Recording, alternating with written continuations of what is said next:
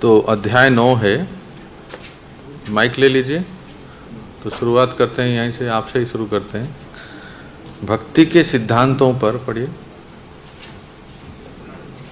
अध्याय 9 भक्ति के सिद्धांतों पर आगे विचार। निंदा। भगवान या उनके एक हम लोगों ने अभी तक 64 में से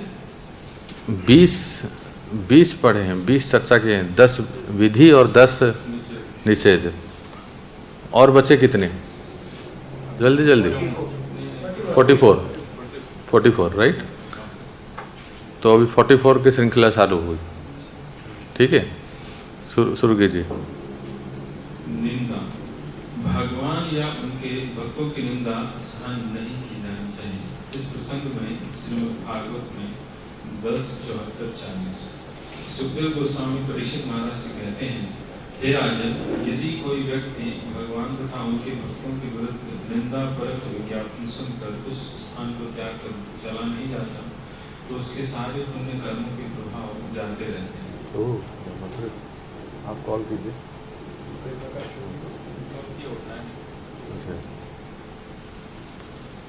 तो ये श्लोक है जो प्रभु जी ने अभी पढ़ा, वो श्लोक देखिए, सब लोग बोलिए।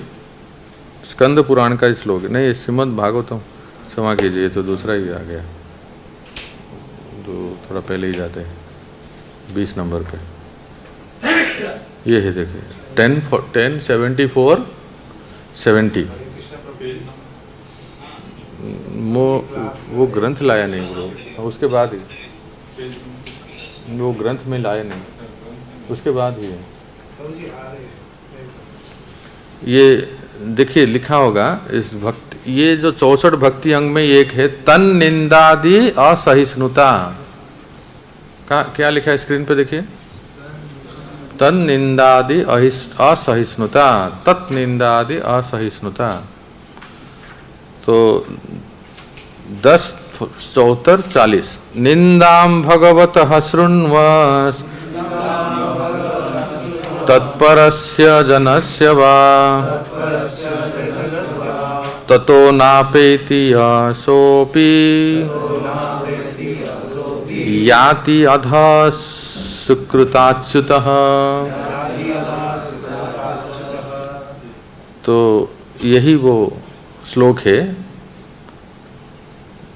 Anyone who fails to leave the place immediately, यह न अपेति, जो उस स्थान को छोड़ के चले जाना चाहिए, उस स्थान छोड़ के चले जाना चाहिए। कौन से स्थान?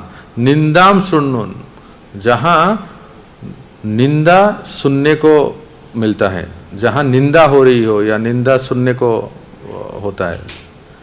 किसकी निंदा? भगवतः तत्परस्य, भगवान श्री कृष्ण की और उनके भक्तों की जहाँ निंदा हो रही हो, उस स्थान को छोड़ के चले जाना चाहिए। अगर नहीं गए तो क्या हो जाएगा? कोई कहेगा नहीं हम नहीं जाएंगे, सुनेंगे ही तो क्या होगा उसका कल्याण? क्या होगा? श्लोक सह याति अधः, वो फॉल डाउन हो जाएगा।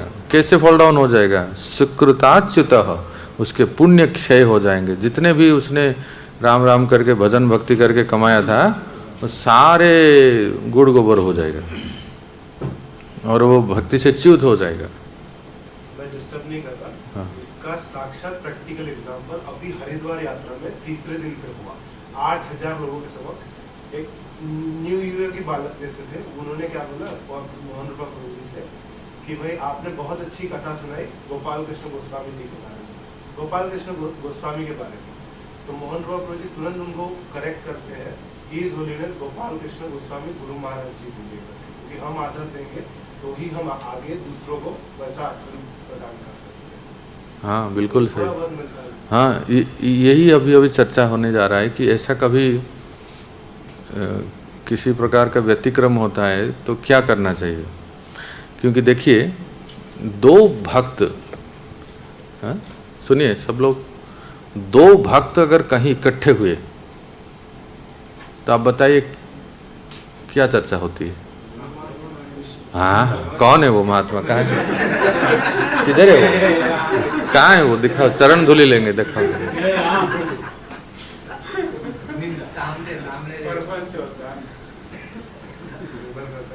सबको पता है क्या होता है। हाँ, सब होता है, सब सब। अरे प्रभु, क्या मतलब ऑस्ट्रेलिया के हाथ से ही ले लिया छीन के, जैसे मानो यही बात होगी। नहीं तो इजराइल ने अटैक कर लिया, वो तो ठीक है, कम से कम आज का हॉट न्यूज़ है, वो चल रहा है तो कोई कुछ बोल दिया। लेकिन इससे भी बड़ा खतरनाक क्या जानते हैं? एक नंबर का नालायक है। बताऊं उसके बारे में? बताऊं? तुम क्या जानते हो? मैं जानता हूं। हे भगवान, शुरू हो जाता है। और रोज हम सुबह सुबह मंगल आरती के बाद यही कहते हैं, सताम निंदाम यात परम आपनोति वितनुते यत क्षातिम यात कथम सहते तद विगर्हा। पद्म पुराण पहला अपराध। सताम निंदाम नामनः परम आपनोति वितनुते। नाम अपराध का सबसे घातक अपराध है पहला अपराध, जिससे हमारी भक्ति रुक जाती है, हम प्रगति नहीं कर पाते हैं। ऐसा लगता है कि रोज माला कर रहे हैं, रोज भक्ति कर रहे हैं, इतना परिक्रमा कर रहे हैं, फिर भी गाड़ी वहीं जहाँ का वहाँ है। यही कारण है। पूज्य गुरु महाराज कहते हैं, मानो जैसे बाहर भक्त समाज में भक्तमाल की चरित्र कथा होती है, सुने होंगे आप, भक्तमाल चरित्र। अनेक भक्तों के बारे में कथाएं होती है, नावादास जी ने लिखा है। तो हमारे इस्कॉन में ऐसा होता है कि जो 2-3 भक्त कहीं इकट्ठे होते हैं तो भक्तमाल शुरू हो जाता है। उसने ऐसा किया, उसने ऐसा किया, उसका इधर चक्कर चल रहा है, उसका इधर अफेयर चल रहा है, और मैनेजमेंट में ऐसा चल रहा है। सब घटिया थर्ड क्लास के लोग हैं, बुद्धि नहीं है, कुछ पॉलिटिक्स चल रहा है। मतलब एक श्लोक कभी कोई नहीं बोलेगा, एक कभी नहीं सुना कि आपने 2 भक्त 3 भक्त अगर इकट्ठे हुए कहीं, अरे प्रभु जी आज बताए एक श्लोक मैंने याद किया, बताओ कौन से श्लोक है। आज तो कभी आपने ईमानदारी से छाती के ऊपर हाथ रखे कभी सुना किसी 2 भक्त के बारे में? कभी नहीं हो। और कहाँ से हमारा प्रगति होगा बताइए? जरा कान खोल के सुन लीजिए क्या कह रहे हैं कि भक्ति रसायन सिंधु के इसमें। और पहला अपराध तो आए दिन होता है, अक्सर होता है। अभ्यास कर लेना चाहिए अपने जीवन में। जहां कहीं 2-3 भक्त हैं और किसी अन्य भक्त के बारे में, किसी गुरु के बारे में, किसी कोई भी संत महात्मा के बारे में अगर निंदा होती है तो चालाकी से उस स्थान से निकल जाना चाहिए। 2 दिन पहले की बात है, हमारे साथ है। सुबह कुछ बात हो रही थी, जो व्यक्ति ऐसे बोल रहे थे वो मैनेजमेंट के एक व्यक्ति थे। तो कई बार क्या होता है, उस सेवाओं के बारे में, सेवाओं में वो रहते हैं, क्योंकि कुछ लोग जो होते हैं वो सारे भक्तों को, वो सेवा ही होती है कि सारे भक्तों को वो गाइड करें, उनका सेवा ही है कि सब लोग अनुशासन को पालन करें, ठीक तरह से मॉर्निंग प्रोग्राम या क्लास या सेवा या किसी प्रति कोई झगड़ा ये सब ना हो। तो जिसको अधिकृत किया गया है वो व्यक्ति कभी कुछ बोलते हैं ऐसे, तो वो भी किसी दूसरे को खिंचाई करना, चुगली करना। पहले स्कंद भागवतम में लिखा है, आप पढ़ेंगे जब आप लोग भक्ति वैभव करेंगे, भगवान करे आगे जाके करें तो, जो भी भागवतम पढ़ेंगे तो उसमें लिखा है कि सूचक, ये शब्द है सूचकस्य, विदुर और युधिष्ठिर के संवाद में। जो व्यक्ति किसी की निंदा करता है तो वो दोषी होता तो है ही, लेकिन उस बात को जाके जो 10 लोगों को सुनाता है, जो चुगली करता है, वो सबसे बड़ा निंदक होता है, अपराधी होता है। ये भागवतम वर्णन करता है। तो 2-3 भक्त ऐसे बात कर रहे थे किसी मंदिर के 2 वरिष्ठ भक्त के बारे में, जिनका नाम किसी बड़े पदवी में है। अब मैं अपने लोग विश्वास कीजिए, मुझे इतना अनईजी लगा, इतना वो गिल्टी फीलिंग हुआ कि अब क्या करें। वो लोग भी वरिष्ठ भक्त हैं, तुरंत मुझे कि प्रभु जी मुझे टॉयलेट जाना है, बाथरूम जाना है। सही में ऐसा मतलब इतना अनईजी लगा ना, तो एकदम मैंने कहा कि मुझे बहुत प्रेशर आ रहा है, मैं थोड़ा जा रहा हूँ, और मैं निकल गया। और बाद में 2-3 दिन के बाद उस भक्त को कहा कि मुझे प्रेशर नहीं आ रहा था, अकेले में कहा आप मेरे मित्र हो, मैं इसलिए कह रहा हूँ। जरा सोचिए, हम जब कभी कुछ कहते हैं ना, जब जैसे जैसे भक्त दिनों महीनों सालों बिताते हैं, बहुत सेंसिटिव हो जाते हैं। मेरी बात को थोड़ा समझने का प्रयास कीजिए। When the years passed, a devotee becomes very soft-hearted and very sensitive. तो जब हम कभी कुछ इस प्रकार से भक्ति प्रतिकूल की बात करते हैं तो उनको सहन नहीं होता है। अब वो करें क्या? वो तो आपको गला नहीं दबा सकते, आपकी जीवा नहीं उतार सकते, वो किसी तरह से वो स्थान छोड़ के चले जाते हैं, और यही कर सकते हैं क्योंकि हम उससे भागीदारी होते हैं। उनको मैंने समझाया कि आप कभी भी कुछ बात होती है तो कंस्ट्रक्टिव बात कीजिए हमसे, never speak anything ill about others. वो आपकी तो सेवा है नहीं, आप आश्रम इंचार्ज है क्या? आप काउंसलर हैं उनके? आप टेम्पल प्रेसिडेंट हैं, मैनेजर हैं, जिनके अधीन इतने भक्त हैं? So who has given you the right to speak something about others? क्यों हम अपने पैर पे कुल्हाड़ी मारते हैं किसी के बारे में बता के? कोई अगर टीचर है, गुरु पदवी में है, व्यवस्थापक है, उनके अधीन कुछ भक्त हैं, कोई गलती करते हैं, वो भी सुधारने के मूड में बड़े शालीनता से बताते हैं, खिंचाई करके नहीं बताते हैं। अक्सर भक्त समाज में ऐसे होता है, और बाद में हम कहते हैं 15-20 साल 25 साल हो गए प्रभु, कोई प्रगति नहीं हो रहा है। जहाँ है वे वैसे ही वासनाएं भरे हुए हैं, वैसे ही जिसे पहले थे वैसे ही है। महाराज जी कहते हैं मक्का गए मदीना गए बन के आए हाजी, पुरानी आदत सुधरी नहीं फिर पाजी के पाजी। वैसे ही हो जाते हैं ना, वर्षों बीत जाते हैं, नो टेंजिबल प्रोग्रेस। और करते क्या है, दिन में जब भी किससे मिलते हैं यही बात होती है। प्रत्येक दिन मैंने अपने मेंटर शिक्षा गुरु राधेश्याम प्रभु से एक बहुत अच्छी बात सीखी थी, अपने न्यू भक्त के टाइम में जब ट्रेनिंग पीरियड था। कह रहे थे कि बहुत अच्छी बात है, मैं प्रयास करता हूँ वो अभ्यास करने के लिए। प्रत्येक दिन सुबह जब मंगलारती में हम आते हैं, सबसे पहले गुरु को प्रणाम करते हैं ना। तो गुरु को मतलब प्रभुपाद जी को जब हम प्रणाम करते हैं, मूल प्रणाम मंत्र बोल के 1 मिनट लगता है, आधा मिनट लगता है, हम ये 3 प्रार्थना करते हैं। सबसे पहले कहते हैं कि हे प्रभुपाद आज मुझे शक्ति दीजिए। ये जो वर्डिंग्स को ध्यान दीजिए, शब्दों को ध्यान दीजिए। मैं नहीं कह रहा हूँ कि पूरे जीवन भर के लिए मुझे आप शक्तिशाली बना दीजिए। हे प्रभुपाद मुझे आज शक्ति दीजिए कि मैं ईमानदारी से 16 माला का जप करूं, ध्यान पूर्वक जितना संभव हो, और प्रामाणिकता से 4 नियमों का पालन करूं, मुझसे कोई भी नियम व्यतिक्रम ना हो जाए। और तीसरा बहुत महत्वपूर्ण है, जो सबसे डिफिकल्ट है, जो प्राय लोग इसको बहुत कैजुअली ले लेते हैं, वो ये है मैं किसी के बारे में अपशब्द ना कहूं।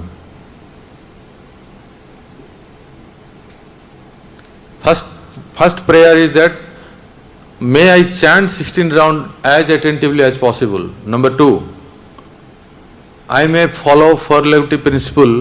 I will follow 4 regulative principle sincerely. Number 3, I will not speak ill about others. अब करके देखिए ये, जिस दिन आप ऐसे सुबह मंगल आरती के समय प्रभुपाद जी के सामने प्रणाम करके प्रार्थना करते हैं, उस दिन अगर आपने कभी भी गलती से किसी के बारे में कुछ मुंह से निकल भी जाता है, तो सबकॉन्शियस माइंड में परमात्मा एक बुद्धि दे देते हैं, विवेक दे देते हैं कि आज हमने क्या प्रार्थना किया था और हम क्या कर रहे हैं। It works, actually it works.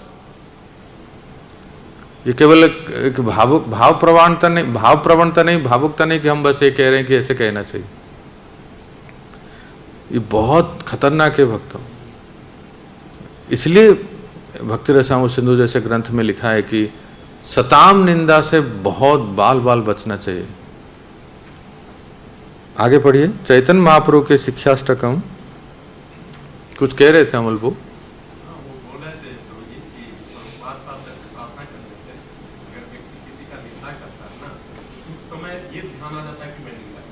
हाँ, वो निंदा करता है तो ये भी ध्यान आ जाता है कि ये निंदा कर रहा है, जहाँ नहीं और वो करता है तो बहुत गलती। जी जी, बहुत सुंदर।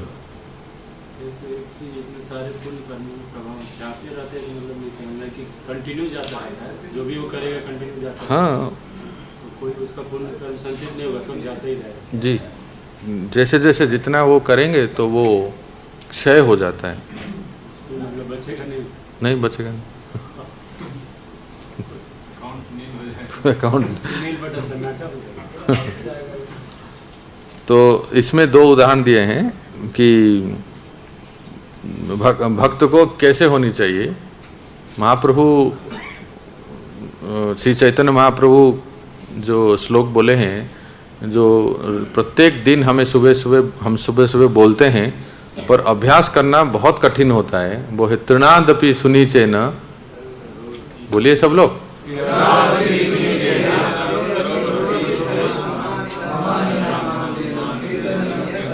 ये चार जो है ना, इट्स वेरी डिफिकल्ट। लोग नए नए में तो बोल देते हैं, पर जैसे जैसे आप साल बीतते हैं ना, आपको अगर थोड़ा सा सूक्ष्मता से विचार करेंगे तो इट्स वेरी डिफिकल्ट। भगवान के सामने प्रेम भक्ति मांगना तो दूर की बात है, इस जीवन में अगर ये चार पालन हो जाए तो बहुत बड़ी बात है। इसी से ही प्रेम भक्ति मिल जाएगा। तृणादपि सुनीचे न, मतलब महाप्रभु ने ये सिखाया कि नम्र रहना। किससे ज्यादा, मतलब अपी कह रहे हैं घास से ज्यादा नम्र, घास की तरह नहीं हो पा रहे, घास से ज्यादा बोल रहे हैं। और पाठ भेद में कहते हैं तरो रीव सहिष्णुम, तरो रीव सहिष्णुना है, पर हम बोलते पाठ भेद में बोल देते हैं तरो रपि सहिष्णुना, वृक्ष से ज्यादा सहनशील। नहीं, सही नहीं है। तरो रीव सहिष्णु कहते वृक्ष के समान सहिष्णु होना चाहिए। वृक्ष के समान नहीं हो पा रहे हैं, वृक्ष से ज्यादा क्या होंगे। असली श्लोक में जो है ना तरो रीव, गुरु महाराज एक बार कह रहे थे, धीरे बोलिए, झगड़ा कर रहे हैं क्या। तरो रीव लिखा है मूल श्लोक में, और कहते हैं ना पाठ भेद। अब कई बार वो इसको संस्कृत में कहते हैं पाठ भेद, एक शब्द को दूसरी तरह से ही बोल, अब बोलने के लिए अभ्यास हो गया है तरोरपि। कई बार इसीलिए थोड़ा बहुत भाषा का ज्ञान होना चाहिए। मंगल आरती में गाते समय हम लोग गाते हैं हरिहराय नमः कृष्ण यादवाय नमः। वो हराय नहीं है, हरि शब्द का चतुर्थी एक वचन हरय है। तो पर 99.99% क्या कहते हैं, हराय। तो वो अशुद्धि उच्चारण है। हरि बोलिए सब लोग, हरि हरये नमः कृष्ण यादवाय नमः बोलिए। अब कल से हम मंगल आरती में आपके बगल में ही खड़े रहेंगे, देखते हैं आप क्या उच्चारण करते हैं। हराए नहीं बोलिए, हरि हरये।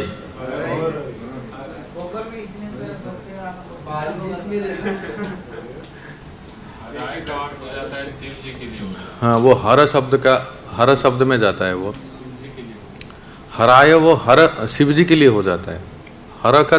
हर शब्द का चतुर्थी में हराय होगा, लेकिन अभी हम हरि के लिए कह रहे हैं ना, हरय। उसी प्रकार से अकारांत स्त्रीलिंग शब्द राधा, सीता और वृंदा, तो वृंदा शब्द के चतुर्थी एक वचन में होगा वृंदायै, तुलसी देव्यै। देवी में ईकारांत स्त्रीलिंग शब्द, उसमें देव्यै होगा। वृंदायै बोलिए, तुलसी देव्यै, प्रियायै, केशवस्य च। पूरा बोलिए। हाँ, हरे कृष्णा सत्यवते हरे कृष्ण। क्या हुआ सचिनंदन, हरे कृष्णा हरे कृष्णा। सर एक्सटेंशन दोनों कनेक्ट हो जाएगा इससे। हाँ ले आइए, ये और ये दोनों हो जाएगा। ये एक नोट कर लीजिए। तो इसलिए कहते हैं कि इतना विनीत तथा उदार भक्त होते हुए भी चैतन्य महाप्रभु को नित्यानंद प्रभु के शरीर पे लगे घाव को की सूचना दी गई तो वे तुरंत उस स्थान तक दौड़े गए। उन्होंने जगाई माधाई नामक अपराधियों को मार डालना चाहा।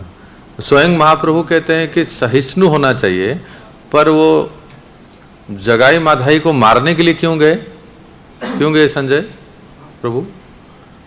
वो तो कहते हैं ना सहिष्णु होना चाहिए कल्याण प्रभु, भक्तों के प्रति। हाँ, जब कभी भक्त या मंदिर या धर्म के प्रति अगर आघात होता है तो उस समय क्रोध करना चाहिए, रक्षा करना चाहिए उसमें, और सहिष्णु नहीं होना चाहिए। हाँ बिल्कुल सही। यह दिखलाता है कि वैष्णव अत्यंत सहिष्णु तथा विनीत हो सकता है और अपने आत्म सम्मान के लिए सर्वस्व त्याग करता है, किंतु जब कृष्ण या उनके भक्त की प्रतिष्ठा का प्रश्न आता है तो वो किस प्रकार अपमान सह सकता है। ये अपमान 3 प्रकार के, पढ़िए मधुशेष को। ऐसे अपमानों से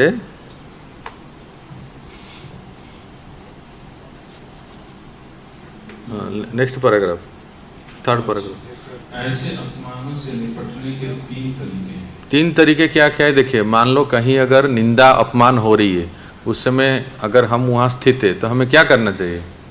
तमाचा लगा देने क्या करना चाहिए इसमें बता रहे हैं। यदि कोई शब्दों द्वारा यानी वाणी से निंदा करते समा जाता है तो भक्त को इतना कटु होना चाहिए कि तर्क द्वारा विपक्षी को हरा दे। यदि वह विपक्षी को हरा नहीं सकता तो उसे चाहिए कि वह विनीत होकर केवल खड़ा न रहे, अपितु अपना जीवन त्याग दे।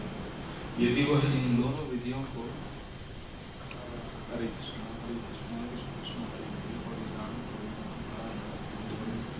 यदि वह इन दोनों विधियों को काम में नहीं ला सकता तो उसे चाहिए कि वह तीसरा तरीका अपनाए और वह उस स्थान को त्याग कर वहां से चला जाए।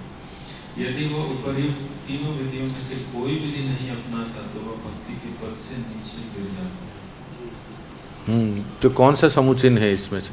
स्थान छोड़ के जाना। हाँ, किसी न किसी बहाने से, आप चाहे प्रेशर आ रहा है या कॉल आ रहा है या भूख लग रहा है या प्रसाद लेना है, हाँ सेवा में बुला रहे हैं, मीटिंग। एक भक्त तो सही में ऐसे अचानक कोई फोन नहीं आया, ऐसे फोन उठे, हेलो हाँ मैं आ रहा हूँ हलो हलो करके निकल गया। वो कोई फोन नहीं आया था उसको। अब दूसरे को क्या पता कि फोन आया, साइलेंस में रखा होगा वो एकदम चालाकी से निकल गया। वो क्यों उसमें भागी ले? जो जिसकी सेवा है, अगर वो उनकी जिम्मेदारी है, वो कुछ कर रहे हैं तो फिर ठीक है, उनकी सेवा है, पर अन्यथा उसमें तो ये बहुत आवश्यक है। अब जो 3रा पैराग्राफ है ना, इसको आप तीनों पॉइंट जो याद रखिए, परीक्षा में आएगा कि कभी कुछ अपमान होते हैं तो कौन से 3 तरीके हैं जिससे भक्त कर सकते हैं। तिलक या तुलसी कंठी, इसके क्या नंबर है प्रभु भक्ति रसामृत सिंधु में? इस भक्ति का नेक्स्ट नहीं, पेज नंबर नहीं, भक्ति का संख्या पूछ रहा हूँ। 64 में से संख्या कुछ दिए हैं? 21 है। हमारे 22 हो रहा है 21 ही है ना? उसमें 20 लिखा है। अभी जो देख रहे हैं ना, ये 21 है ना, देखो तो। अथ वैष्णव चिन्ह धृति, ठीक है 21 है ना।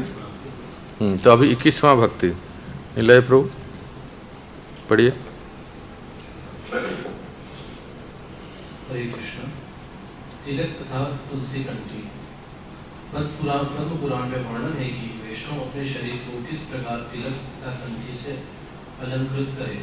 जो व्यक्ति अपने गले में तुलसी की कंठी धारण करते हैं, जो अपने शरीर में विष्णु के चिन्हों को विष्णु मंदिर मानकर 12 स्थानों पर अंकित करते हैं, शंख चक्र गदा तथा पद्म, जो 4 प्रतीक विष्णु अपने 4 हाथों में धारण करते हैं और जो अपने मस्तक पर विष्णु तिलक धारण करते हैं, उन्हें ही जगत में विष्णु भक्त मानना चाहिए। उनकी उपस्थिति से जगत शुद्ध होता है और वे जहाँ भी रहते हैं उस स्थान को वैकुंठ के समान बना देते हैं। इसी पद्म पुराण में ये श्लोक है, श्लोक देखिए, कहते हैं ये कंठ लग्न तुलसी नलिनाक्ष माला ये बाहुमूल परिचिन्नित शंख चक्रा ये बा ललता फलके लसत उरुध्व पुंड्रस ते वैष्णवा भुवनम आशु पवित्रयंती। विष्णु तिलक धारण करते हैं, उनको उनकी उपस्थिति से जगत शुद्ध हो जाता है और जहाँ भी रहते हैं उस स्थान को वैकुंठ से के समान बना देते हैं। इसलिए हमेशा तिलक लगाना चाहिए। इससे औरों के लिए भी बेनिफिट होता है। और जो हमें देखते हैं क्या कहते हैं वो, हाँ, उनके मुंह से भगवान नाम आता है, हरे कृष्ण। आप कहीं ऐसे स्थान पे गए जहाँ कोई एक भी तिलक वाला दिख नहीं रहा। जब मैं गर्मियों के समय मिडिल ईस्ट गया था, गल्फ में, एक भी कोई तिलक वाला दिख नहीं रहा था, क्योंकि वहाँ तो अलाउ ही नहीं है ना, रावण राज है ना वहाँ। तो कोई एक अगर दिख गया ना, उसे भले वो हम उनको पहचानते नहीं, पर अरे प्रभु जी, ऐसे रेगिस्तान में कोई लंका में हरि नाम की तरह दिख लगता है, ऐसे विभीषण की तरह। और भले वो हम जानते ही नहीं, लेकिन बड़ा अच्छा लगता है देखते। कहीं आप बस में जा रहे हैं, कोई एक कंठी तिलक वाला दिख गया तो कैसा लगता है आपको? हाँ, बहुत खुशी होती। कहाँ से भी हो, चाहे वो गौड़े मठ से हो, इस्कॉन से हो, या किसी भी संप्रदाय से हो, क्योंकि देखते हैं दुनिया में सब लोग जो है कि बिना सिंदूर लगाए हुए सब विधवा जैसे दिखते हैं। और कोई उसमें से एक भी अगर तिलक लगाए हैं तो उनको देख के बड़ी प्रसन्नता होती है। उनको भगवान का नाम स्वतः स्मरण होता है। स्कंद पुराण में लिखा है, एक्चुअली 22 नंबर है, एनओडी में प्रभुपाद जी ने दोनों को मिला दिया। 22 नंबर के में कहते हैं नामाक्षर धृति। एक तो हो गया तिलक, और है कि कई भक्तों को देखे होंगे आप, शरीर पे भगवान नाम लिखते हैं। देखें क्या लिखते हैं? इधर हरे कृष्ण, तो राधा, ऐसे वक्षस्थल में लिखते हैं। कई लोग तो टाटू कर देते। तो मैं सोच रहा था टाटू ऑथेंटिक है क्या? जब मैं थोड़ा भक्ति रसामृत सिंधु पढ़ा तो लगा कि ऑथेंटिक है ये। पर वो इसमें लिखा है, देखो, हरि नामाक्षर यूतम भाले गोपी मृदंकितम तुलसी माली कोरक्ष्यम प्रेस्युर न यमोद भटा। पढ़िए प्रभु। मतलब ये जो गोपी चंदन या कोई भी चंदन, जो राधा कुंड की मिट्टी से भगवान नाम लिखते हैं वक्षस्थल पे, हरे कृष्ण लिखते हैं या राधा लिखते हैं या कहीं ऐसे जो भी लिखते हैं, बहुत वो अच्छा है, प्रामाणिक है। ठीक है, पढ़िए। इसी प्रकार का कथन स्कंद पुराण में आता है, जो इस प्रकार है। जो व्यक्ति अपने शरीर पर तिलक या गोपी चंदन, वृंदावन के कुछ भागों में पाई जाने वाली चिकनी मिट्टी रज धारण करते हैं, और जो अपने शरीर पर भगवान का पवित्र नाम अंकित करते हैं, और जिनके गले तथा वक्षस्थल में तुलसी की माला रहती है, उनके पास यमदूत कभी नहीं जाते।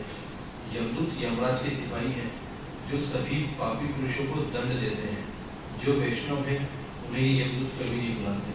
श्रीमद् भागवत में अजामिल के उद्धार के प्रसंग में कहा गया है कि यमराज ने अपने सहायकों को स्पष्ट निर्देश दिए कि वे वैष्णव के पास न जाए। वैष्णव जन यमराज के कार्य क्षेत्र से परे। तो कृष्ण नामाक्षरी गात्रम, श्लोक देखिए, स्क्रीन पे देखिए, कृष्ण नामाक्षरीर गात्रम अंक्ये चंदनादिना सलोक पावनो भूत्वा तस्य लोकम अवाप्नुयात्। पद्म पुराण में कहा गया है, जिस व्यक्ति के शरीर पर चंदन से भगवान का पवित्र नाम अंकित रहता है, तब तो ये जो राधे राधे से वो भी ठीक है एक तरह से। हाँ, इधर ऐसे करते हैं ना, राधे राधे, तो इधर तो कहते हैं ना, जिस व्यक्ति के शरीर पर चंदन से भगवान का पवित्र नाम अंकित रहता है, वो सारे पापों के फलों से छूट जाता है और मृत्यु के पश्चात भगवान के सानिध्य में रहने के लिए सीधे कृष्ण लोक जाता है।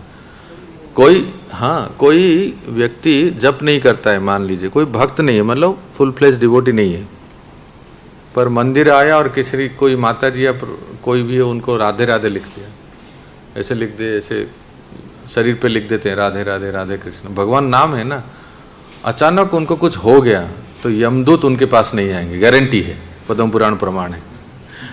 वो यमलोक नहीं जाएंगे कि उन नाम देखते ही यमदूत लगा कि 440 वोल्ट है, भागेंगे वहां से। नाम का इतना शक्ति है, नाम का इतना प्रभाव है। तो आप समझ सकते हैं कि नाम, तिलक, ये सब कितना महत्वपूर्ण है। तो इसके पहले वाले श्लोक में लिखा हुआ है ये पद्म बीज की माला, कमल गट्टे की माला। हाँ, ठीक है। तो 23 नंबर निर्माल्य धृति ही, उसके लिए क्या कहते हैं? श्रीमद् भागवतम 11:6-46, ये उद्धव जी कहते हैं। उद्धव क्या? हाँ बोलो।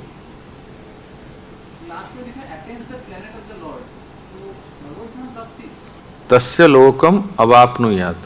अभी उसमें वैकुंठ भी हो सकता है, भगवान के कोई भी धाम हो सकता है, इसलिए तो नाम का महत्व इतना है।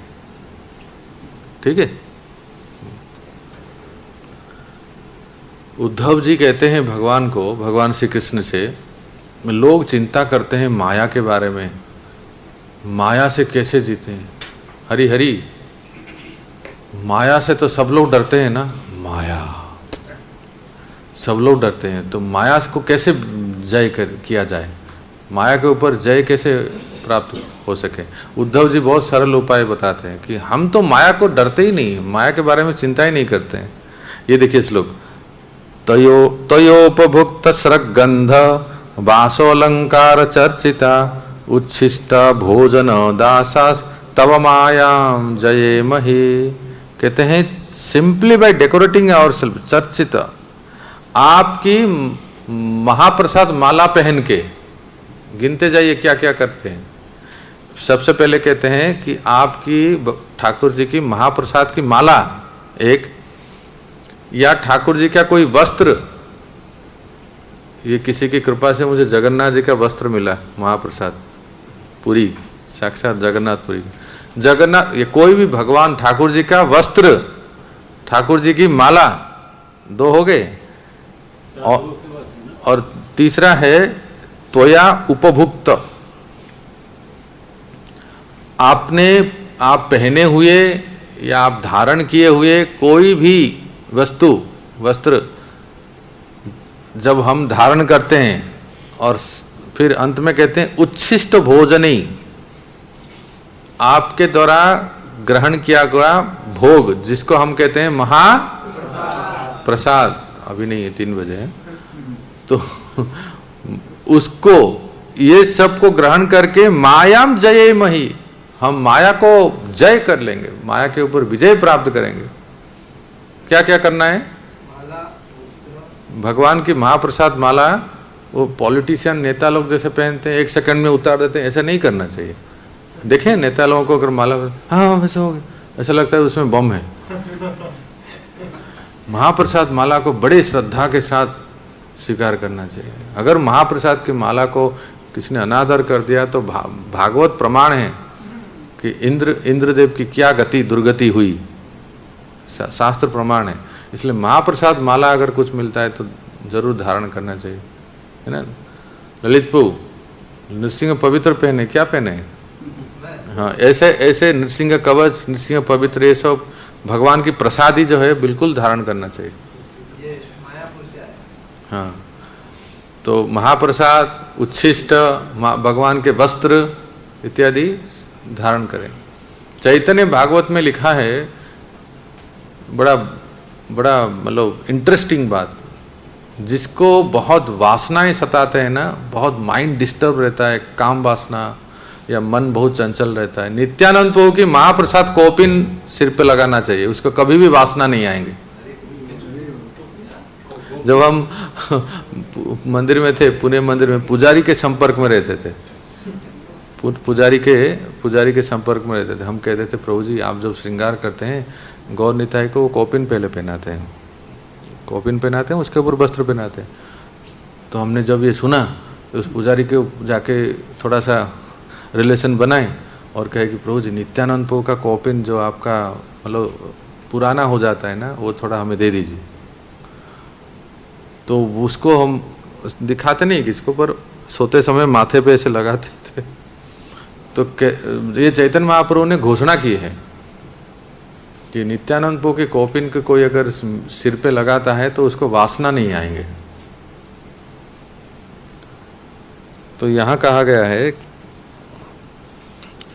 इस श्लोक का अर्थ यही है कि जो व्यक्ति गोपी चंदन के तिलक से शरीर को अलंकृत करने के विधान को अपनाता है और कृष्ण की अर्पित की गई मालाएं धारण करता है, उसे माया अपने वशीभूत नहीं कर सकती। मृत्यु के समय यमराज के दूत उसे अपने पास नहीं बुलाते। अब देखें कोई दिवंगत हो जाता है, उसके शरीर पे क्या लगाते हैं? महाप्रसादी माला, तिलक ऐसे लगाते हैं ना। तो महाप्रसाद माला का बहुत महत्व है। लो आप जब भी आपको मिलता है तो धारण कीजिए, कुछ समय तक शरीर पे रहना चाहिए। इतना सुगंध आता है, वो भी अगर वृंदावन के फूलों की कोई माला मिल जाए तब तो निकालने की इच्छा नहीं होती है, महक ऐसा होता है ना। यहाँ की बहुत कोई देता ही नहीं मत, इसका अर्थ है आपका पुजारियों से संपर्क नहीं है। यदि वह सारे वैष्णव नियमों का पालन, देखो ये कहते हैं ग्रंथ, देखिए नेक्स्ट पेज 75, यदि वह सारे वैष्णव नियमों का पालन भी नहीं करता, भाई तो बहुत बड़ी क्रांतिकारी वाक्य बोल दिए ना। यदि वह सारे वैष्णव नियमों का पालन भी नहीं करता किंतु यदि वह कृष्ण प्रसाद ग्रहण करता है तो वह क्रमशः वैष्णव पद को प्राप्त करने के पात्र बन जाएगा। केवल प्रसाद ग्रहण करके कोई वैष्णव बन सकता है? कभी सुना आपने? हाँ होते हैं, हम शास्त्र में तो है, नारद मुनि जी वैष्णव का, उन्होंने तो सुना कम से कम। मथुरेश जी वो तो कथा भी सुन रहे थे, संग भी हो रहा था। एक भक्त मुझे बोल रहे थे, क्या कह रहे थे कि आप भुवनेश्वर मंदिर गए होंगे तो नीचे गोविंदा है, ऊपर मंदिर है। वो लगातार बेचारा 10 साल तक गोविंदा रेस्टोरेंट में आके प्रसाद, एक बार भी मंदिर ऊपर नहीं गया, केवल प्रसाद ही लेने आता था, क्योंकि उसको प्रसाद बहुत अच्छा लगता है। और प्रसाद बस इतने साल हो गए, उसने कभी गया नहीं, उसकी रुचि ही नहीं हुई ऊपर जाने। थोड़ा सा ऊपर जाएगा तो मंदिर है ना, ठाकुर जी का दर्शन कर लेते, उसको इतना फुर्सत भी नहीं था। वो ऐसे मंदिर में प्रसाद, गोविंदा में प्रसाद लेने ही आता था। एक समय ऐसे आया, कोई भक्त का संग उसको मिल गया, किसने ऐसे पूछ लिया होगा, अरे प्रभु जी दिसंबर का महीना है, किताब तो लीजिए। उसके बाद किताब देते समय थोड़ा बातचीत भी होती है ना, तो उनको कहा आप इतने वर्षों से गोविंदा में आ रहे हैं, कभी 2 कदम ऊपर नहीं आ सकते? ऊपर मंदिर है। वो भक्त बन गया बाद में। इसी को कहते हैं प्रसाद की इतनी महिमा है। क्या कह रहे थे प्रेम प्रकाश को? चौपाटी में भी ऐसे हुआ था ना, कोई लोग प्रसाद खाने के लिए आते हैं। पूज्य गोपाल कृष्ण महाराज के एक वरिष्ठ शिष्य थे, अभी नहीं है, वो कह रहे थे मैं तो डिवोटी बनने आया ही नहीं था, मैं तो गोविंदा में आया था। कैसे कर गुलाब जामुन चौपाटी की गौरंग बदलते जो कि उसका टेस्ट चला गया। किसी ने बताया कि ये सुना को गोविंदा देखो बड़ा अच्छा है, वो गोविंदा में जाते थे उसको स्वाद आता था, कभी वो दूसरी जगह जाता किसी स्वाद नहीं आता, उसका चला गया था स्वाद, कुछ हो गया था उसको बीच से, गोविंदा में उसको स्वाद आ गया तो धीरे धीरे वक्त बन गया। तो यही है जगन्नाथपुरी के महात्म्य में स्कंद पुराण में लिखा है, जो शंख क्षेत्र पुरी में वास करते हैं ना, और कुछ करे या ना करे, भाई भजन भक्ति जो भी होता है वो 3 चीज करेंगे तो जगन्नाथ जी उसको अपने पास बुला लेते हैं और अपने धाम में। वो बस इतना है कि पहला नियम है कि उसको पूरी छोड़ के कहीं नहीं जाना है, केवल पूरी में रहे एक, और नित्य जगन्नाथ जी के दर्शन करें, मंगला श्रृंगार या मध्याह्न या संध्या, सकाल धूप संध्या धूप ऐसे कहते हैं वहाँ, दर्शन करे। और तीसरा जगन्नाथ जी का महाप्रसाद ही ग्रहण करे बस, और कुछ 16 माला 64 माला कुछ लिखा नहीं है, इस बिल्कुल शास्त्र में लिखा है कि इतनी महिमा है जगन्नाथपुरी की, बस वो 3 चीज करना है। क्या करना है? पुरी में ही वास करें उस क्षेत्र में, दूसरा रोज दर्शन करें, तीसरा महाप्रसाद सेवन करें। जगन्नाथ जी कहते हैं वो मेरे पास आ जाएगा। नहीं, उनके लिए नहीं है, मतलब जब ये इतना छूट दी गई है तो जो अगर नियम से माला करते हैं और उनके बारे में कहना ही क्या है। इसी प्रकार स्कंद पुराण में ब्रह्मा जी नारद से कहते हैं, नारद जो व्यक्ति, स्कंद पुराण में कृष्णो, श्लोक देखिए, कृष्णो तीर्णम तो निर्माल्यम यस्यांगम स्पृशते मुने सर्व रोगे तथा पापेर मुक्तो भवति नारद। क्या सुंदर है। जो व्यक्ति कृष्ण को अर्पित फूलों की माला को अपने गले में धारण करता है वह समस्त रोगों, हरि बोल, कैंसर डायबिटीज कुछ नहीं होगा, समस्त रोगों तथा पाप कर्मों के फलों से मुक्त हो जाता है और पदार्थ के कलमश से क्रमश छूट जाता है। अब से आप जब भी आपको महाप्रसाद माला मिले तो बिल्कुल श्रद्धा से धारण करें। इसका इतना, एक हमारे परम पूज्य भक्ति पुरुषोत्तम महाराज हैं, वो जगन्नाथ जी के बड़े अनन्य भक्त हैं, पूरी के ही हैं वो। तो जगन्नाथ जी जो वस्त्र पहनते हैं ना, उस वस्त्र में गीत गोविंद लिखा रहता है और बहुत ही स्पेशल वस्त्र होता है, विशेष होता है, वो ऐसे वैसे वस्त्र नहीं पहनते हैं वो। तो किसी पुजारी ने, पंडे ने, उनके तो पंडों से पहचान है, किसी पंडे ने उनको जगन्नाथ जी का महाप्रसाद वस्त्र दिया, तो वो हमेशा ऐसे गले में धारण करते थे। आप हम लोग कभी नवद्वीप मंडल परिक्रमा जाते हैं तो महाराज जी के गले में वो लाल रंग का ऐसे वस्त्र रहता है, कोई भी आता है महाराज को प्रणाम करने लिए, महाराज उससे टच करा देते हैं ऐसे उसके सिर को। तो उनका सेक्रेटरी बोल रहा था कि महाराज जी को एक भयंकर बीमारी था, ये सत्य बात है, महाराज जी को कुछ एक बड़ा क्रोनिक डिजीज कहते हैं ना, वो था, बड़े कई ट्रीटमेंट किए वो, बड़े से बड़े डॉक्टर कहाँ कहाँ वैद्य कविराज आदि दिखाए, लेकिन ठीक नहीं रहे थे। और पता कैसे उनको शास्त्र से पढ़े, कई भक्तों से सुने कि जगन्नाथ जी का महाप्रसाद वस्त्र को हमेशा गले में धारण करे, उसके बाद संपूर्ण रूप से ठीक हो गए। इसलिए यहाँ जो कहा गया है कि समस्त रोगों तथा पाप कर्मों के फलों से मुक्त हो जाता है। इसलिए कभी आपको भगवान जगन्नाथ का महाप्रसाद वस्त्र मिलता है, किसी पुजारी पंडों से आपका अगर पहचान है, और ज़रूर धारण कीजिए गले में, ऐसे अंदर भी पहन सकते हैं। हाँ, इतना है कि कभी भी कोई ऐसे वस्त्र पहनते हैं तो उसको नहाते समय, टॉयलेट जाते समय, हाँ निकाल के रखना चाहिए। शौच के समय नहीं निकालना, वो ठीक है। जैसे हम नृसिंह पवित्र पहनते हैं ना, वो टॉयलेट में लेके जाते हैं क्या? नहीं, अलग से रखते हैं। उसी प्रकार से उस वस्त्र, महाप्रसाद वस्त्र को निकाल दें। 24 नंबर जो भक्त है, 24 नंबर भक्ति है अग्रे तांडवम।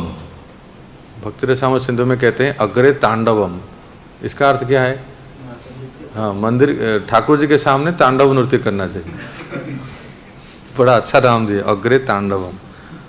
यो नृत्यति प्रहृष्टात्मा भाविर्भावुस बहुसु भक्तिता स निर्दहति पापानि मनवंतर सतेषु अपि।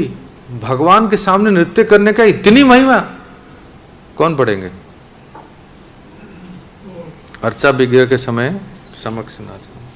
अर्चा विग्रह के समक्ष नाचना। द्वारका महात्मा में अर्चा विग्रह के समक्ष नाचने की महिमा का उल्लेख श्री कृष्ण द्वारा इस प्रकार हुआ है। जो व्यक्ति प्रसन्न चित्त रहता है जो मेरे समक्ष नाचते समय भाव विभोर हो जाता है और विभिन्न शारीरिक भंगिमाएं प्रकट करता है, वह हजारों वर्ष में संचित सभी पाप फलों को जला सकता है। हरि बोल।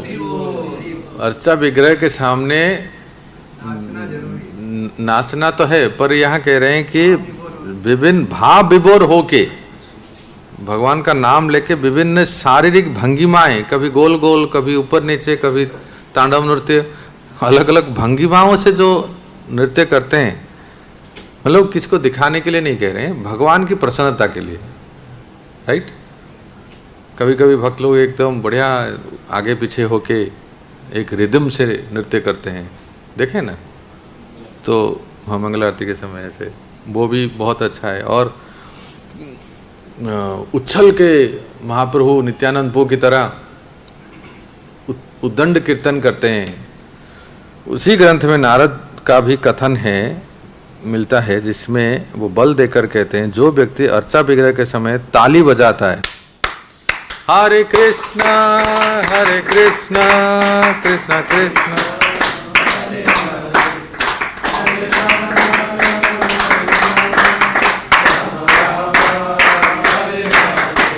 तो देखिए ये श्लोक कितना सुंदर, नृत्यम नृत्यताम श्रीपतेर अग्रे तालिका वादनेर्भृशम उडीयन्ते सभी पाप उडीयन्ते शरीरास्ता सर्वे पातक पक्षिणा। जो व्यक्ति अर्चा विग्रह के समय ताली बजाता है और नाचता है, उसके शरीर के सारे पाप कर्म पातक पक्षी रूपी ऊपर उड़ जाते हैं। इसलिए कीर्तन के समय ताली बजाना चाहिए। तो सारे हमारे पाप रूपी पक्षी क्या होते हैं, उड़ जाते हैं। आजकल यूट्यूब में एक बहुत सुंदर कीर्तन बहुत वायरल हो रहा है, वो प्रभु जी राधिका दास, वो लंदन में एक चर्च में जो कीर्तन कर रहे हैं, उस पूरा चर्च भरा हुआ है, ऊपर नीचे दाएं बाएं हजारों लोग उसमें हैं, और हमारे हरे कृष्ण डिवोटी जाके वहाँ कीर्तन कर रहे हैं। तो प्रभु जी जब कीर्तन शुरू करते हैं, सबको इंड्यूस करते हैं कि आप लोग ताली बजाइए। ताली बजाने से हमारे सारे पाप पक्षी उड़ जाते हैं और हमारे हस्तरेखा बदल जाती है। ये प्रमाण देखिए, शास्त्र प्रमाण है।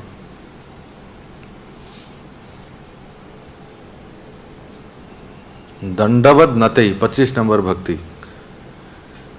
एकोपि कृष्णाय कृतः प्रमाणो दस्वास्वमेधावभृतेर न तुल्य दस्वास्वमेधि पुनरेति जन्म कृष्ण प्रणामी न पुनर्भवाय। दस्वास्वमेध यज्ञ करने वाला, एक अश्वमेध नहीं 10 अश्वमेध यज्ञ करने वाला हो सकता है माँ के गर्भ में पुनः जन्म हो जाएगा, लेकिन एक बार जो कृष्ण को प्रणाम किया है वो कभी माँ के गर्भ में नहीं आएगा।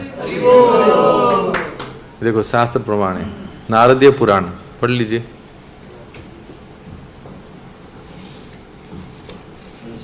के सम्मान में नतमस्तक होना।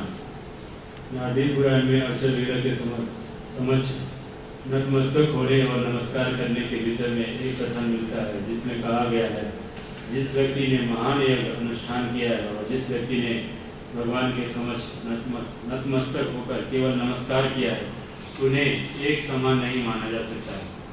जिस व्यक्ति ने अनेक महान यज्ञ किए हों, उसे अपने पुण्य कर्मों का फल प्राप्त होगा, किंतु जब ऐसे फल क्षीण हो जाते हैं तो उसे पुनः पृथ्वी लोक पर जन्म धारण करना होता है। पर जिस व्यक्ति ने एक बार अर्चा विग्रह के समक्ष नतमस्तक होकर नमस्कार किया है, वह इस जगत में फिर नहीं लौटेगा, क्योंकि वह सीधे कृष्ण धाम को जाएगा। अरे वो क्या करने से, क्या करने से? दंडवत प्रणाम करने। अगर पुरुष हैं तो अष्टांग दंडवत प्रणाम करें, माताओं को पंचांग करें।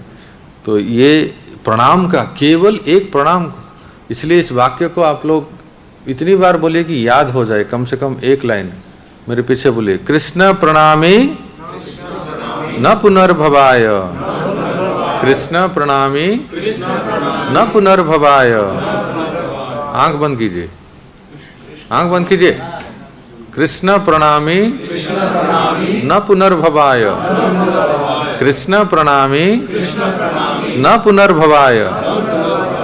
कौन बोल सकता है? कल्याण। हाँ, और बोलिए ललित प्रभु।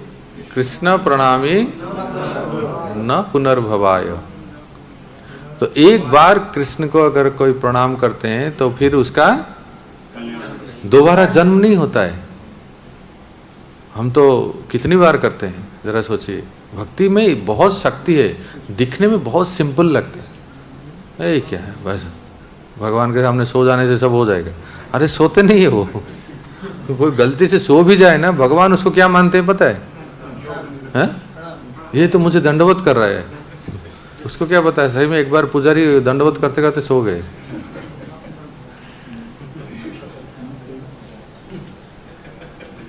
अब कह रहे हैं 26 नंबर, अभ्युत्थानम। अभ्युत्थानम का अर्थ क्या है? भगवान को स्वागत करने के लिए खड़े हो जाना। आप कहीं बैठे हैं, कुछ कर रहे हैं, भगवान की सवारी, पालकी, भगवान का दर्शन, पट खुल रहा है, तो क्या करना चाहिए? होते हैं ना ऐसे, भगवान का पट खुलता है या भगवान का सवारी मतलब जुलूस पालकी में आता है, तो क्या करना चाहिए? खड़े हो जाना चाहिए। भगवान के साथ साथ हमारे पूज्य महाराज जी कहते हैं कि कोई आपसे ज्ञान में, आयु में बड़े, आपके गुरुतुल्य शिक्षक, टीचर या कोई भी ऐसे जो व्यक्ति आते हैं तो उनके सम्मान में भी खड़े हो जाना चाहिए, क्योंकि प्राण कंठ तक आ जाता है। अगर खड़े नहीं होंगे तो निकल जाएगा। महाराज जी ऐसे कहते हैं, अपने प्राण को संयम करने के लिए, रोकने के लिए खड़े हो जाना चाहिए। नहीं समझे कुछ लोग अभी तक? खराब फील होता है। भी बृहस्पति जी आते थे, सम्मान नहीं मिलती, हो सकता है। हाँ, ये जो कुंडलिनी है ना हमारे अंदर, जो पंच प्राण है, वो उनको मूवमेंट करता है।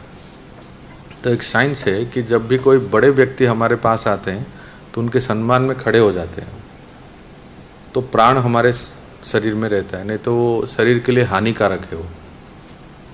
इसलिए सम्मान के लिए भी और शरीर के लिए भी, वो कोई सन्यासी महाराज, वरिष्ठ भक्त कोई भी है ना, हमसे वरिष्ठ गुरु भाई कोई भी आते हैं तो हम तुरंत खड़े हो जाते हैं, तो उससे वो सम्मान के लिए और अपने शरीर के लिए भी। ब्रह्मांड पुराण में कहा गया है, क्या कहा गया है? यानारुद्धम पुरो प्रेक्ष्य समायांतम जनार्दनम अभ्युत्थानम नरः कुर्वन् पातयेत सर्व किल्बिषम्। पढ़िए तो, जो व्यक्ति, हाँ नहीं मिला आपको? ब्रह्मांड पुराण में कहा गया है, जो व्यक्ति भगवान की रथ यात्रा, जो व्यक्ति भगवान की रथ यात्रा उत्सव का दर्शन करता है और फिर भगवान की अगवानी स्वागत करने के लिए खड़ा हो जाता है, वह अपने शरीर में समस्त प्रकार के पाप फलों को धो देता है। एक छोटा सा है ना, देखिए अब जरा इसको थोड़ा गौर से सोचिए। 64 प्रकार का भक्ति का अंग पढ़ रहे हैं, इसमें क्या मेहनत है बताओ? भक्ति कितना सरल है ना। प्रणाम कर लेना, भगवान की पालकी आ रही है, सब उत्सव आ रहा है तो खड़े हो जाना, इससे सारे हमारे जो कलमश, पाप ताप सब दूर हो जाते हैं। कई बार तो हम अनजाने में बात करते करते तुलसी जी की 3 बार परिक्रमा कर लेते हैं, जानी कानी पानी पानी ठंडा पानी क्या क्या बोल के, वो भी ठीक से नहीं बोलते हैं, पर अनजाने में की हुई भक्ति भी तुलसी जी की 3 बार परिक्रमा करते हैं तो वो ब्रह्म हत्या, गोहत्या, बड़े से बड़े पाप भी वो उसमें दूर हो जाते हैं। और जान के करें तो क्या बात है, क्या कहना, ये है ना, यानी कानी चपा पानी, ब्रह्म हत्या। एक एक पग में जब तुलसी जी की परिक्रमा करते हैं, एक एक पग में पग डालते हैं ना हम परिक्रमा के लिए, तानी तानी प्रणश्यंती प्रदक्षिणा पदे पदे, एक एक पग में हमारे सारे पूर्व जन्म के कलमश पाप सब ध्वंस हो जाते हैं। समस्या क्या है कि भक्ति मार्ग में कुछ दिखता नहीं है प्रभु जी, आप कह रहे हैं कि ये सब ध्वंस हो जाते हैं, विध्वंस हो जाते हैं, को दिखता नहीं है कुछ। ना, ये दिखता नहीं है पर होता है। अब उसके लिए दृष्टि चाहिए ना, है ना।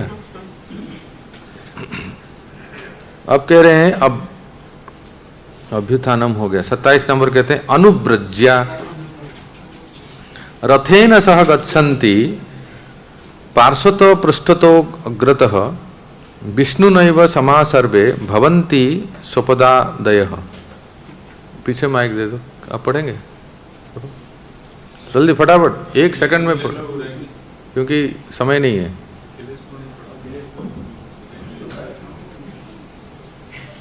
यहाँ से दे दो, पढ़िए प्रभु। अर्चा विग्रह के पीछे पीछे चलना है। आचार विग्रह के पीछे पीछे चलना।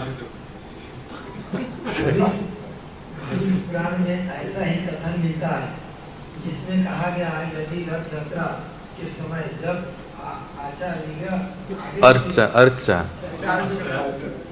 और चा अर्चा विग्रह आगे से या पीछे से जा रहे हो, तो यदि भिन्न कुल में भी उत्पन्न पुरुष रथ के पीछे पीछे चलता है, तो वह निश्चित ही विष्णु के समान ईश्वर प्राप्त करके उच्च पद तक पहुंच जाएगा। रथ यात्रा कभी कोई है? हाथ उठाओ।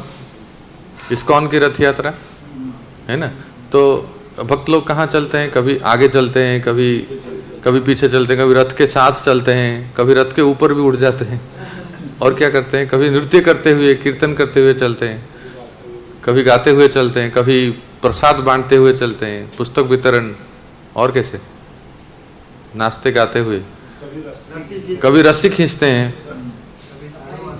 कभी झाड़ू मारते हैं, है ना। तो देखिए ये छोटा सा छोटा कार्य है, पर कहते हैं कि जो तो वो क्या होता है, वो निश्चय ही विष्णु के समान ऐश्वर्य प्राप्त करके उच्च पद तक पहुंच जाता है। 28 स्थाने गति ही स्थानाम तीर्थम गृहम चास्य तत्र तीर्थे गतिर्यथा। पुराणों में कहा गया है, उनको पीछे दे दो, जो व्यक्ति वृंदावन, मथुरा या द्वारका जैसे तीर्थ स्थानों में जाने का प्रयास करते हैं, वे वास्तव में धन्य है। अर्थात अभी तक पहुंचे नहीं, कार्तिक के लिए प्लान बनाते हैं, टिकट करना पड़ेगा ना पहले, तो प्रयास करते हैं। प्रयास करने में ही इतना फल है। कोई सचमुच आके टपक गया यहाँ, आके ब्रज में आ गया, तो उसका क्या कहना। ऐसे यात्रा कार्यों से वे भवरूपी मरुस्थल को पार कर जाते हैं।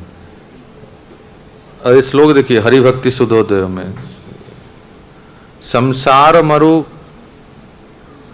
कांतार निस्तार करण क्षमौ श्लाघ्यौ ताव एव चरणौ यौ हरेश तीर्थ गामिनौ। तो भक्ति कौन सी भक्ति है? 28 नंबर की भक्ति। भक्ति का टाइटल क्या है? विष्णु मंदिर या किसी धाम में जाना, मतलब यात्रा में जाना। यात्रा में कहाँ जाना? बलरामपुर कहाँ जाना है? हरिद्वार जाना है। तो कोई भी तीर्थ स्थान में यात्रा कर जाना है तो पढ़िए, माइक कहाँ है? हरिभक्ति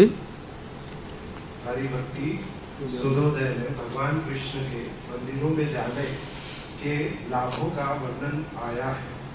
जैसा कि हम पहले बता चुके हैं, वृंदावन, मथुरा तथा द्वारका में यह प्रथा है कि सारे भक्त इन पवित्र स्थानों में स्थित विविध मंदिरों का दर्शन करने का लाभ उठाते हैं। हरिभक्ति सुधोदया का कथन है, जो लोग कृष्ण भावना भावित शुद्ध भक्ति से प्रेरित होकर मंदिर में विष्णु के अर्च विग्रह का दर्शन करने जाते हैं, वे अपने माता के गर्भ रूपी बंदी गृह में पुनः प्रवेश करने से मुक्ति पा लेते हैं। बद्धात्मा जन्म के समय माता के गर्भ में रहने के कष्ट को भूल जाता है, किंतु यह अत्यंत पीड़ादायक तथा भयानक अनुभूति होता है। इस भौतिक दशा से बचने के लिए ही मनुष्य को भक्ति भाव से विष्णु मंदिर जाने की सलाह दी जाती है, तभी वह भौतिक जन्म की कष्टप्रद स्थिति से अत्यंत आसानी से बच सकता है। तो कितना महत्वपूर्ण है, देख रहे हैं ना, कितना महत्वपूर्ण है कि हमारे कोई भी इस्कॉन मंदिर में या इस मंदिर में हर दिन कितने लोग आते होंगे? लगभग 30,000 से 50,000। देखो, हाँ, इतने हजारों लोगों को ये लाभ मिलता है। कहते हैं कि जो एक बार विष्णु मंदिर में आते हैं भगवान श्री हरि को दर्शन करने के लिए, वो पुनः उनका जन्म नहीं होता है। कितना शक्तिशाली है भक्ति, देखो। और जो आए मंदिर में आए और क्या किए? परिक्रमा किए। 29 नंबर भक्ति देखिए, परिक्रमा। परिक्रमा के लिए कितनी बार करना चाहिए, कब करना चाहिए, बढ़िया लिखते हैं। देखिए श्लोक देख ली, पहले श्लोक पढ़ लेते हैं। विष्णुम प्रदक्षिणी कुर्वन् यस् तत्रा वर्तते पुनः तद एवावर्तनम तस्य पुनर्नावर्तते भवे। पढ़िए। हरे कृष्ण। विष्णु मंदिर की परिक्रमा करना। हरि भक्ति सुधोदय में कहा गया है, जो व्यक्ति विष्णु के अर्चा विग्रह की परिक्रमा करता है वह इस जगत में बारंबार जन्म मृत्यु के चक्र से छूट जाता है। बद्धात्मा अपने अस्तित्व के कारण बारंबार जन्म तथा मृत्यु के माध्यम से परिक्रमा करता रहता है। इसका निवारण मंदिर में अर्चा विग्रह की परिक्रमा करने से आसानी से हो जाता है। तो 84 लाख योनियों में हम परिक्रमा ही कर रहे हैं ना, कभी सांप, कभी केंचुआ, कभी मेंढक, कभी गधा, सुअर, ऐसे पशु पक्षी योनियों में जीवात्मा भटकते हुए सौभाग्य से मनुष्य शरीर प्राप्त होता है। मगर चूक गए तो फिर से कहीं चक्कर लगाना ना पड़े। पर ये चक्कर बंद हो जाएगा जब मंदिर के चक्कर लगा देंगे तो, है ना। बहुत सुंदर कहते हैं। भारत में वर्षा ऋतु के 4 महीनों जुलाई, अगस्त, सितंबर तथा अक्टूबर मासों में चातुर्मास उत्सव मनाया जाता है, जिसका शुभारंभ श्रावण मास से होता है। इन 4 महीनों में एक स्थान से दूसरे स्थान की यात्रा करके कृष्ण भावनामृत का प्रचार प्रसार करने वाले साधु पुरुष सामान्यतः किसी एक स्थान पर, विशेषतः किसी तीर्थ स्थान में जाकर टिक जाते हैं। इस अवधि में कुछ विशेष विधि विधानों का दृढ़ता से पालन करना होता है। स्कंद पुराण में कहा गया है कि यदि कोई इस अवधि में विष्णु मंदिर की कम से कम 4 बार परिक्रमा कर ले तो यह समझा जाता है कि उसने सारे ब्रह्मांड की यात्रा कर ली। अंडरलाइन कीजिए, कितनी बार करना है मंदिर की परिक्रमा।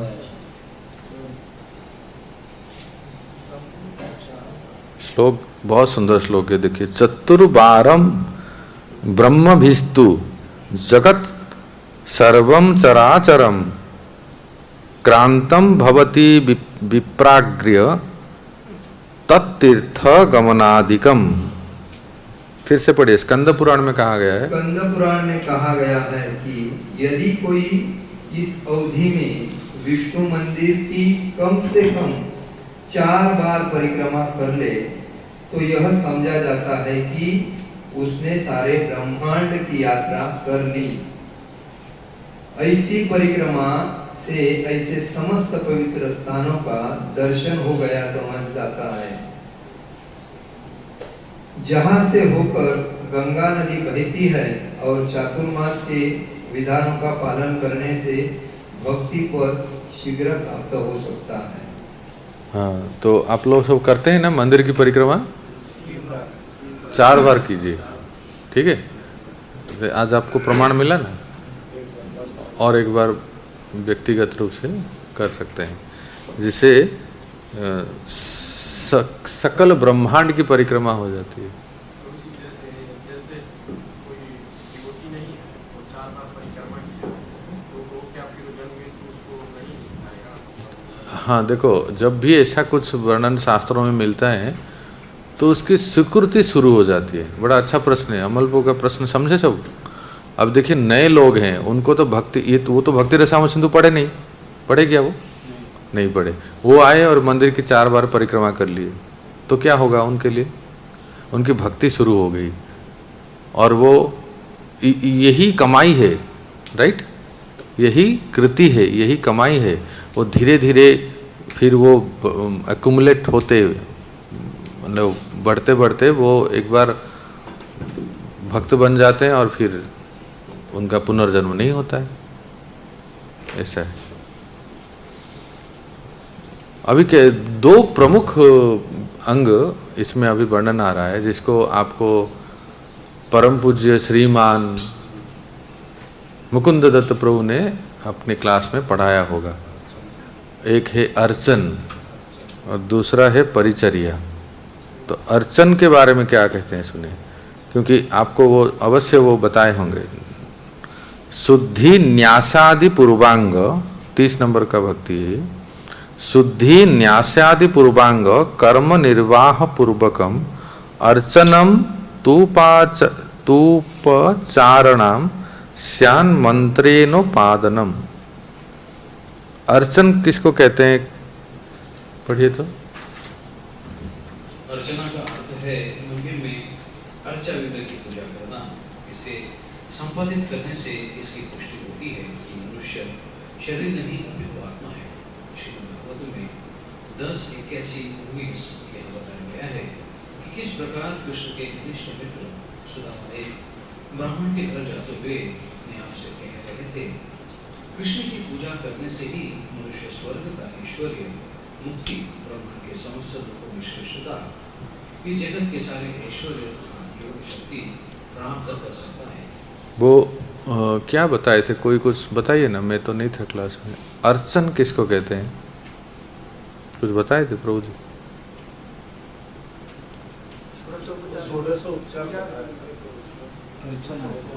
हाँ हाँ, वही अर्चना और अर्चन। श्लोक के अनुसार देखिए, अर्चन किसको कहते हैं? शुद्धि न्यासादि पूर्वांग कर्म निर्वाह पूर्वकम अर्चनम तूपार आचराणानम श्यान मंत्रेण उपादनम। कहते हैं जिस अंग में शुद्धि, शुद्धि का अर्थ क्या है? भूत शुद्धि। भूत शुद्धि क्या है? आप तो वो कुछ बताए थे, भूत शुद्धि क्या क्या? शरीर नहीं आत्मा में। हाँ, उसको कैसे, कुछ प्रक्रिया है क्या? भगवान का मंत्र बोल के और आचमन करके शुद्धिकरण बताए थे वो? क्या बताए थे, बोलिए। हाँ हाँ हाँ। नाहम विप्र न च नरपति, ये जो श्लोक है, नापि वैश्य व शूद्रो, नाहम गृहपति न वनस्थो यतिर्वा किंतु प्रद्यो निखिल परमानंद पूर्णामृताब्धेर गोपी भक्त पदकमलयोर। इस मंत्र को बोल के मनन करना है कि ना मैं ब्राह्मण हूँ, ना मैं क्षत्रिय हूँ, ना शूद्र हूँ, वैसे हूँ, ना ब्रह्मचारी हूँ, ना गृहस्थ वानप्रस्थ। तो फिर कौन हो आप? मैं एक शुद्ध जीवात्मा हूँ। मैं गोपियों के नाथ। कौन है गोपियों के नाथ? गोपीनाथ। गोपीनाथ के चरण कमलों के दासों का दास हूँ, है ना? तो ये हमारा असली स्वरूप है। इसको कहते हैं भूत शुद्धि। अल्टर में जाने से पहले, ये बताए होंगे प्रभु जी आपको, जो लोग गायत्री दीक्षित हैं और जो लोग भगवान के मंदिर में पूजा करते हैं, इस सामान्य आचमन, विशेष आचमन करके इस मंत्र को बोलते हैं। और भी एक है जिसमें वो अपने आप को मनन किया जाता है। अल्टर में जाने से पहले ना मैं मिश्रा हूँ, ना पंडित हूँ, ना तिवारी हूँ, ना शुक्ला हूँ, किसका बेटा हूँ, किसका भाई हूँ, किसका कुछ नहीं हूँ। मैं, मेरा एक शुद्ध स्वरूप है। मैं केवल और केवल मेरे गोपीनाथ के दासों के दास, मेरे गुरु महाराज का दास हूँ। इस भाव से अल्टर में जाते हैं अंदर और पूजा अर्चना करते हैं। इसको कहते हैं भूत शुद्धि। और न्यास किसको कहते हैं? न्यास रिफर्स टू न्यास सच एज मातृका न्यास। कह रहे थे प्रभु जी कुछ बोले थे क्या संजय प्रभु? करन्यास और अंगन्यास करते हैं।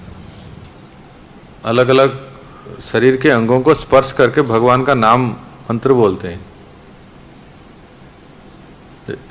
जो लोग अगर कभी अभ्यास हो, नहीं तो अभ्यास कर सकते हैं। नारायण कवच पाठ करने से पहले, किसी कवच को धारण करने से पहले शुद्ध आसन में बैठ के उत्तर दिशा की ओर मुंह करके या भगवान के सामने, अल्टर के सामने करन्यास अंगन्यास किया जाता है। तो शरीर के अलग अलग अंगों को स्पर्श करके भगवान का नाम मंत्र उच्चारण किया जाता है। ओम विष्णवे नमः, ओम केशवाय नमः, ऐसे करके सारे।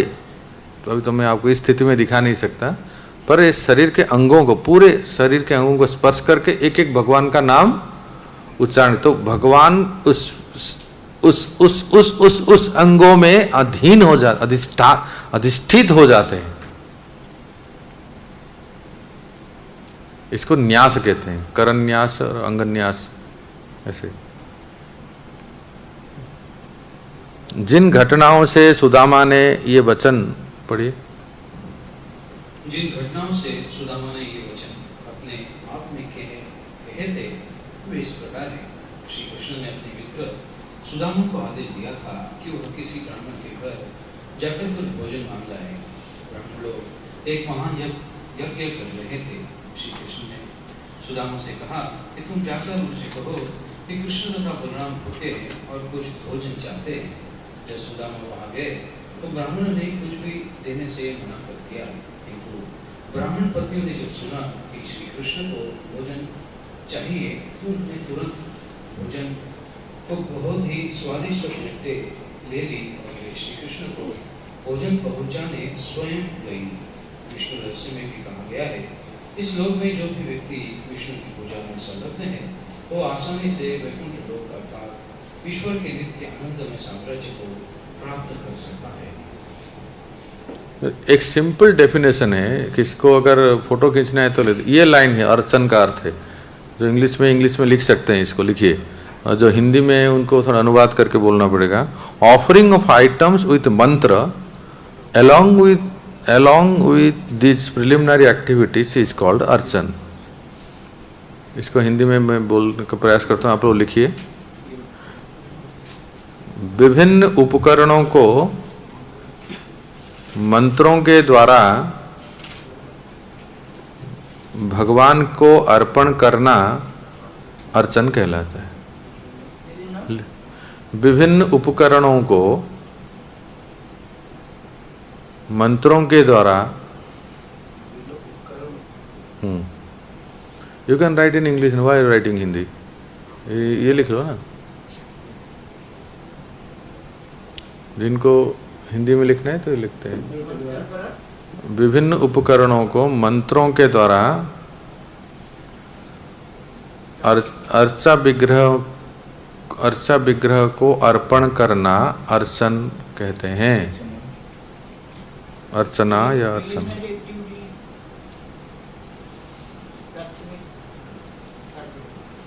हाँ, अर्पण करना।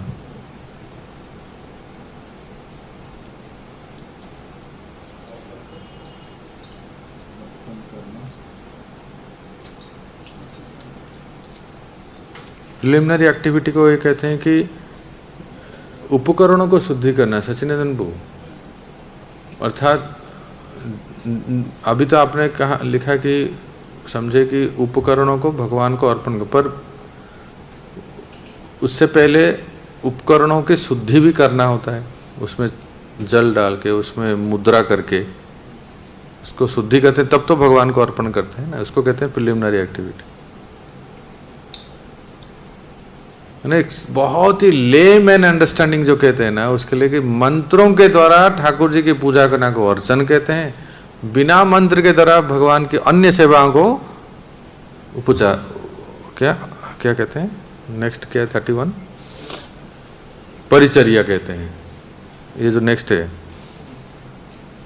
परिचर्या तो सेवोप कारणादि परिष्क्रिया तथा प्रकीर्ण क छत्र वादित्रादिर उपासना। परिचर्या किसको कहते हैं कि decorating the lord with different items, worshipping the lord चामर, umbrella, music and other items. पढ़ो अमल बहू। भगवान की सेवा करना विष्णु रहस्य में कहा गया है। देखो एक सरल बात है, फिर से कह देता हूँ, मंत्रों के द्वारा विभिन्न उपकरणों को भगवान की सेवा में जब हम अर्पण करते हैं, अर्चन है। और जहाँ मंत्रों का उच्चारण करने की आवश्यकता नहीं, पर भगवान की सेवाएं तरह तरह से होते हैं, वो है परिचर्या। जैसे अभी विष्णु रहस्य में कहा गया है, पढ़ो।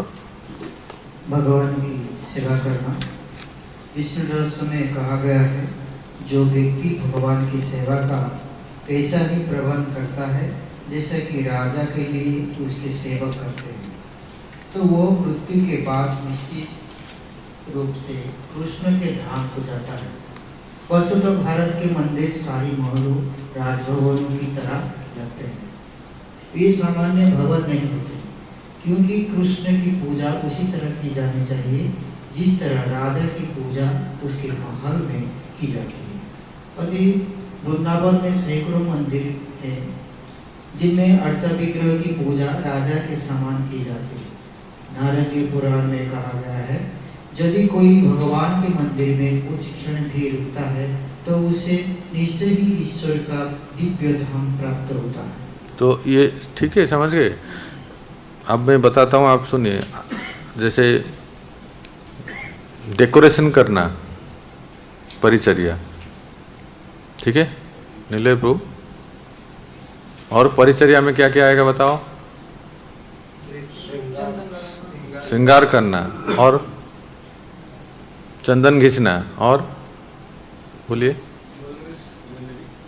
ज्वेलरी बनाना, और नहीं वो तो पुजारी श्रृंगार करता है। और क्या?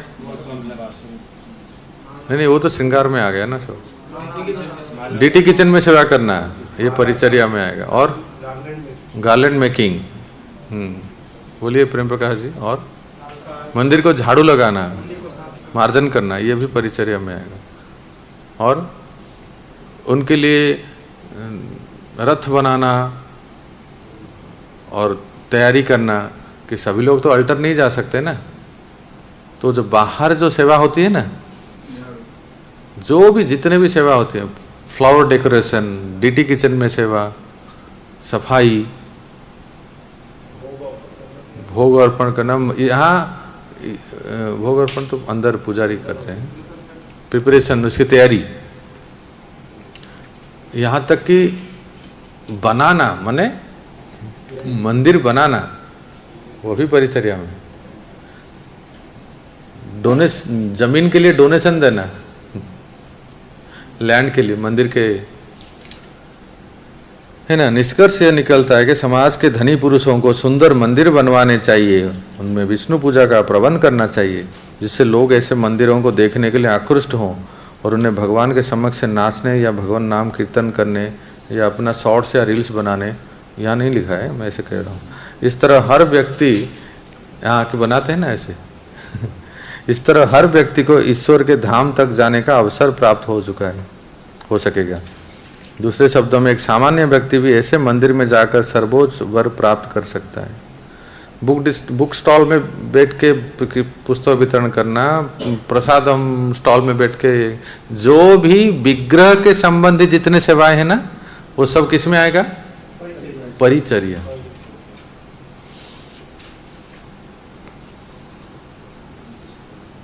और बस एक दो को कंप्लीट कर देते हैं। गायन, गीतम, गायन को एक भक्ति कहते हैं, संकीर्तन को और एक भक्ति कहते हैं, दो अलग अलग है ना।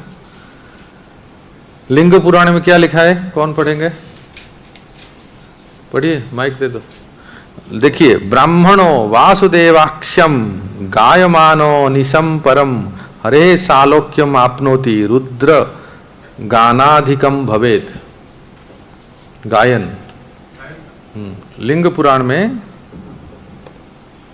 लिंग पुराण में भगवान के विषय में महिमागान तथा गायन का उल्लेख मिलता है। इस प्रकार है, जो ब्राह्मण भगवान की महिमा के गायन में निरंतर लगा रहता है, वह अवश्य ही भगवान के लोक को जाता है। भगवान कृष्ण इस गायन को शिव जी द्वारा की गई स्तुतियों से भी अधिक सम्मान प्रदान करते हैं। तो आप देखें, जब कभी किसी मंदिर जाते हैं तो कई भक्त लोग बैठ के कीर्तन करते हैं, गाते हैं, तो क्या अंतर है? राधानाथ श्याम प्रभु, गायन और संकीर्तन में क्या अंतर है? और संकीर्तन में नाम संकीर्तन, जहाँ महामंत्र का कीर्तन करते हैं ना भगवान नाम, उसको क्या कहेंगे?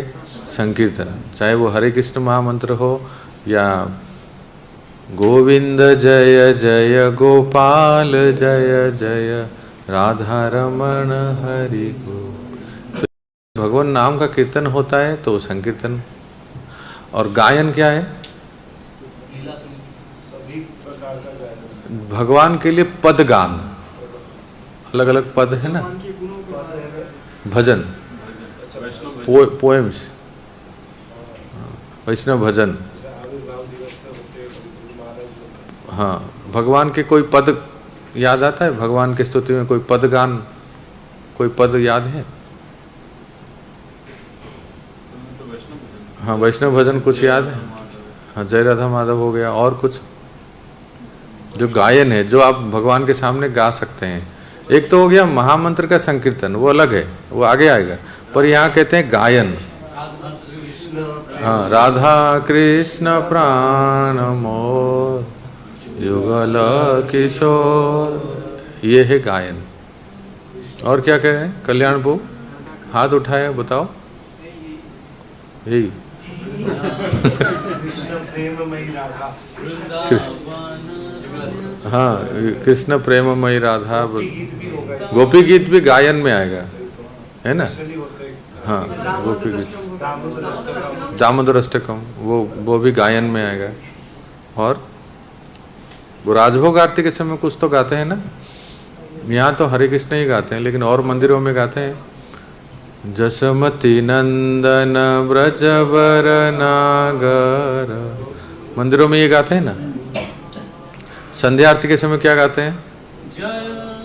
जय गौरा चांदे आरती कसोभा, तो ये है। हाँ, अच्छा। और कभी अगर कभी आपको समय मिले, अगर कभी दर्शन करते हुए आप चले गए राधा रमण मंदिर जी, ओहो, 9 बजे 9 साढ़े 9 बजे रात को ठाकुर जी को सुलाते समय जो पद गाते हैं, कहना ही क्या है, मंत्र मुग्ध हो जाएंगे। भले वो भाषा समझ में नहीं आए, लेकिन वो पद गाते हैं ना ठाकुर जी को सुलाते समय, वो ब्रज भाषा में गाते हैं भक्त लोग बैठ के, उस हर एक पद का, हर एक लाइन का एक अर्थ होता है। अभी जैसे मानो यशोदा मैया ठाकुर जी को लोरी सुना रहे हैं, अभी दूध पिला रहे हैं, अभी माखन खिला रहे हैं, और धीरे धीरे अपने जो राधा रमन जी सोते हैं। ऐसे एकदम से भैंस की तरह बिस्तर में जाके सो दें पशु की तरह जैसे सो, ऐसे नहीं सोते हैं। वो पूरा पद है, वो जो भक्त लोग गाते हैं वो एक एक पद का एक एक अर्थ है। अब दूध लाई यशोदा मैया गाते। हाँ हाँ हाँ, ये पद। और दुलार से लोरी गाते हुए यशोदा मैया किस भाव में ठाकुर जी को सुलाते हैं ना, उस पदों को ये गाते हैं, इसको कहते हैं गायन। बहुत अच्छा लगता है ना। तो यही विराम देते हैं, कल से हम पढ़ेंगे संकीर्तन, ठीक है।